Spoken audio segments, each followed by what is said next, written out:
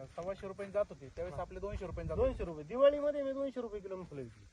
काय बोलता हा याचे 150 रुपयाचे पुढे मार्केटला कुठंच फुल नाही. सर तुम्हाला सांगू का म्हणजे मला असं इतर हे जायचे 100 125 आपले 200 रुपये किलो जाते. म्हणजे ज्यावेळेस बाकीचे 125 रुपये जात होते त्यावेळेस आपले 200 रुपये जात 200 रुपये दिवाळीमध्ये मी 200 रुपये किलो फुलं विकली.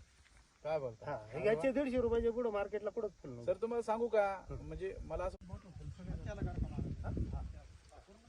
जेवढं होईल तेवढं काढून आपल्याला उद्या परत तोडायची फुल म्हणजे आपण फक्त गोळा मारत घेणार. हा आता हे जे दिसतंय ना फक्त हीच साईज फुलाची घेणार आहे आपण.